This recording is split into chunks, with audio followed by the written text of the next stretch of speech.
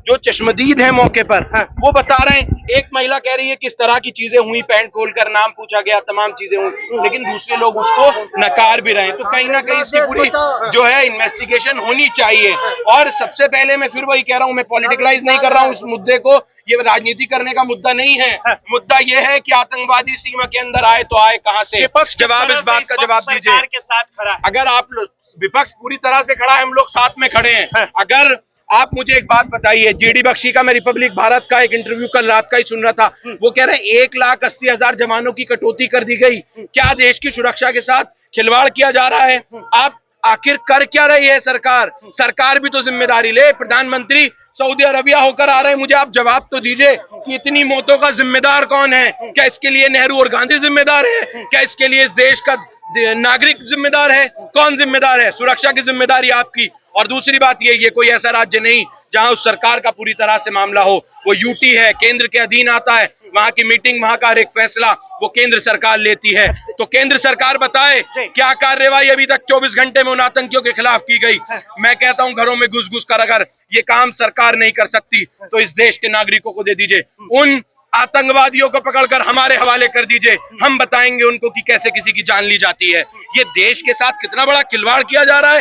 पहले वहां हमारे जवानों के साथ ये हुआ, और अब जो है हमारे देश के जो लोग टूरिस्ट हैं, घूमने के लिए गए थे, आपको मालूम है कि कश्मीर में जो लोग घूमने जाते हैं, वहां कश्मीर के लोगों का व्यवसाय से व्यापार चलता है। क्या भारत सब को तबाह बर्बाद हो जाएगा। इस वक्त भारत के अंदर अमेरिका के उपराष्ट्रपति आए हैं, आप कीजिए ना पाकिस्तान पे, अगर ये पाकिस्तान ने किया है तो बिल्कुल पाकिस्तान के घर में घुसकर इसकी जो है पूरा मामले को देखना चाहिए। सरकार की जिम्मेदारी है। क्यों आप अभी तक बैठे? केंद्रीय मंत्री, गृह मंत्री अमित शाह जी वहां पहुंचे, आपने क्या कार्रवाई की है? इस बात का जवाब दीजिए। मीडिया के कैमरे सामने परिजनों की उनकी सुनिए, जो रो रो कर बुरा हाल है। जो लोग वहां कई ऐसे कपल्स थे जो हनीमून मनाने के लिए गए थे, उन्हें मालूम नहीं था कि उनकी जिंदगियां उजड़ जाएंगी। शादी हुए उन्हें कुछ ही वक्त हुआ है, लेकिन इस तरह की चीज वहां हो जाना। मैं आप लोगों से सिर्फ एक सवाल चाहता हूं, मुझे सिर्फ एक सवाल का जवाब दे दीजिए।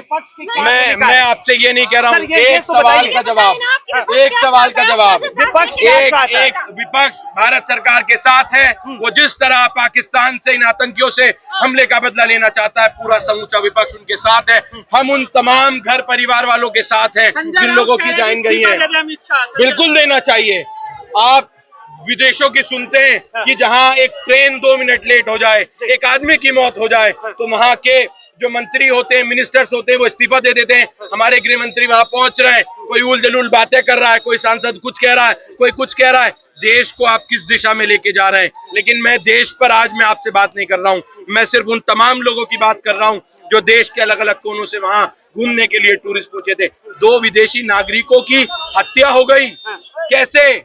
कत्ल हो गया, उनपे फायरिंग हुई है, कैसे? इसकी जिम्मेदारी कौन लेगा? जेडी वेंस हमारे देश में आए हुए हैं, अमेरिका के उपराष्ट्रपति हमारे देश में, उसके बावजूद इतनी बड़ी सुरक्षा में चूक। जवाब तो दीजिए, एक बात का जवाब आप दे दीजिए। क्या ये सरकार की जिम्मेदारी नहीं बनती? आखिर वो आतंकवादी आए तो आए कहां से? कोई एक आदमी बता दीजिए कि सीमा के अंदर घुस कैसे गए वो लोग? सवाल तो ये भी उठ रहा है कि आखिर जब वो आतंकवादी आए तो पनाह उन्हें किसने दिया?